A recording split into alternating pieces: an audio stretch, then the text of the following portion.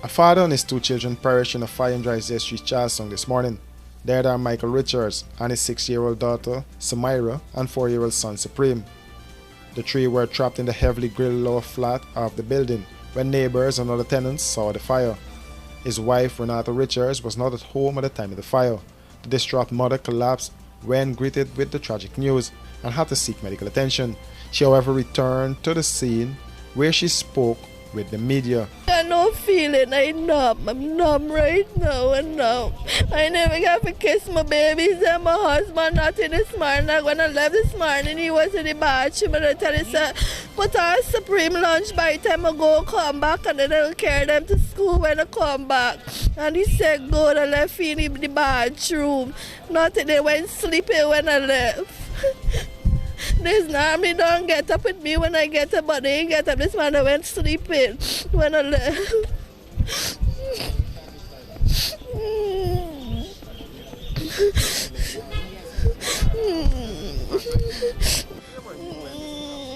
We've at my mother-in-law house at Dynasty. I get a phone call from the girl at the car and tell me the house on fire. Same time I start locking up and come out. For come over to see what happened at the place. They are already up in flames. So he come out to get help and nobody come out for help. And he go back and forget them. And he come back out.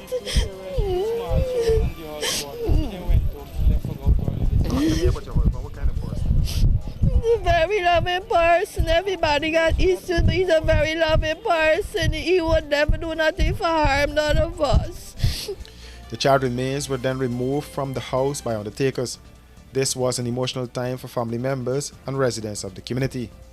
Joan Payne, a neighbor, said she heard a loud explosion, and when she ventured outside, she saw the wires on fire. And when I ran out, the wires had fire. And then there's an AC unit here for the house that got burned. It was on fire and it shoot out. But it has been a while that we have been complaining about this electrical issue. I've made several complaints to GPL. And I even did a rearrangement recently with this pole and the other pole just to secure my home. It was very scary for me because today's my birthday and I don't know, it's just God saved my house. It may be, yes. Because it was sparking and I have some footage as well. The upper flat of the building is rented. Melissa Allicock and her two cousins, their spouses, were also there with them. 18-year-old Allicock said she only had time to pick up her son from the bed and run from the burning building. All right, this morning I get up and my child father went on bed, right? And he come and touch me, say, Lisi, carry the man out there. I just grab my son and I just run out. When we come down, I see the landlord right by the gate. He shout nobody, he running feature and nobody. And me, there's all I could have picture happy man. Everything gone for me son, everything. Me got nothing near there, so nothing me got.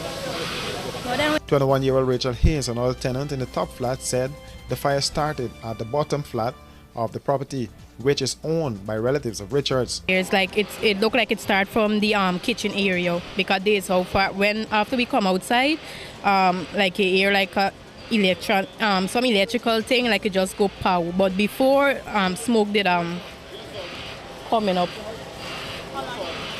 So I was about to press right when them boys come and call we and say come out to the house, and all we could do is come out to the house because the smoke started so fast that we couldn't even do anything.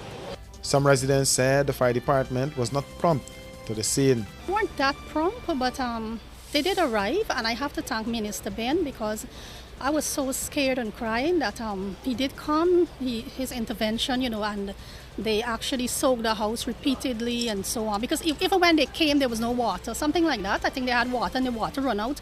They were taking water from the gutter out there. Divisional Fire Officer Clive McDonald said when the fire service arrived on the scene, heavy smoke and fire were noticed in the building. On the crews, if you notice, the place is heavily grilled. So we use our cutting in devices, try very hard to get into the building because persons we were in front persons trapped. So our first and foremost objective was to save the person. Forms of security of persons grill in place. It's within their certain rights and all of that, but we will advise and inform persons of, especially dwellings, about heavily grilling. You must have an evacuation plan to get out in case of an emergency. So we are doing our fire prevention in terms of fire prevention. So we're working on that, informing ranks about it. The area was cordoned off by the police, who conducted their investigation into the matter. The origin of the fire is now the subject of an investigation by the Guyana Fire Service.